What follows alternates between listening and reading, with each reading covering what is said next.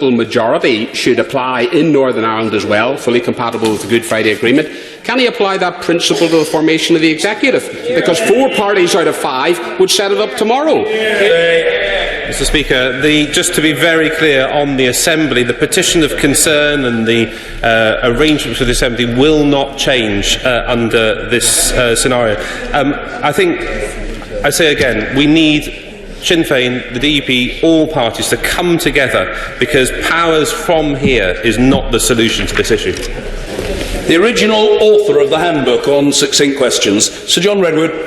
The DUP is understandably very unhappy about the customs and single market arrangements in the agreement. So will the government table a free trade agreement and get on with it, because that would help? Mr. Speaker, I'm not responsible for the European negotiations.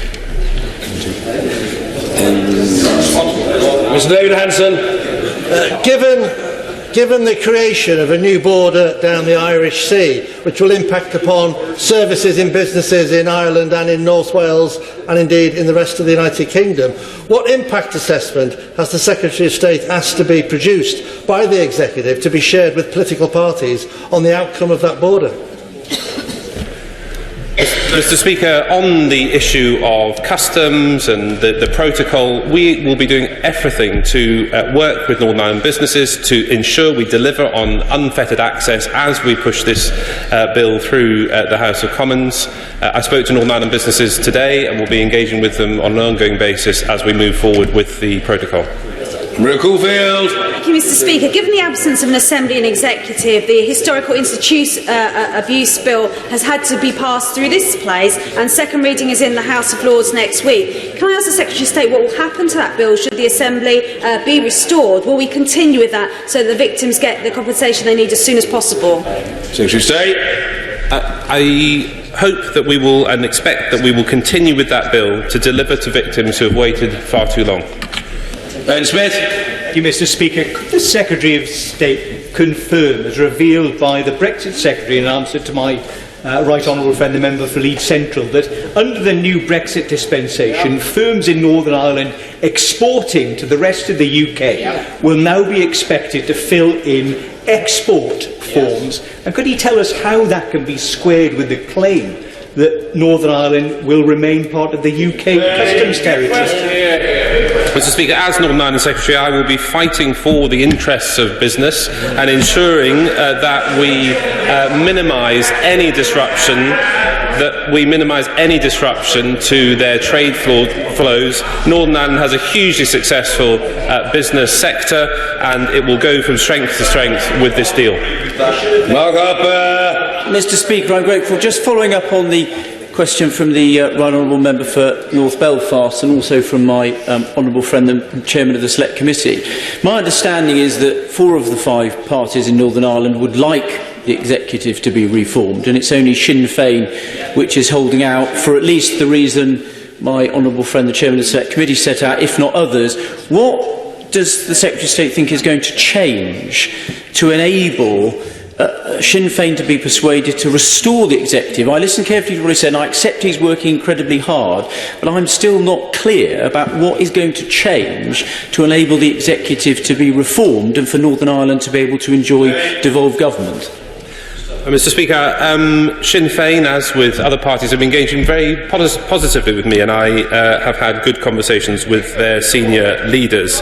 I think in terms of change, as this House makes a positive decision on Brexit, I think that in the coming days, I think that is a significant change, and that could be the catalyst for further movement on these talks.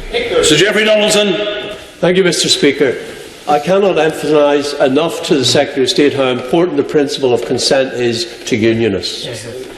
And the idea that a decision of the momentous nature of the one we will be expected to take in 4 years' time does not reflect adequately the principle of consent as expressed in the Belfast Agreement has serious implications for our ability to support the restoration of devolution without that safeguard. And I say with all seriousness to the Secretary of State, if this issue is not addressed, it goes well beyond this Brexit deal. Secretary of State. Mr. Speaker, I say again to my colleagues and friends in the DUP and to unionists across this House and in Northern Ireland, this protocol is for a reserved matter. It is not for the Assembly. The Belfast Agreement is extremely clear that there will be matters which will not be subject to the consent mechanisms in the Assembly.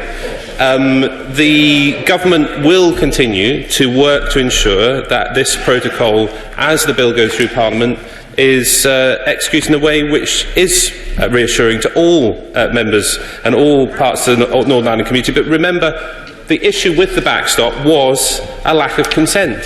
This consent mechanism intended to deal with it, but it has no effect on the Northern Ireland Assembly.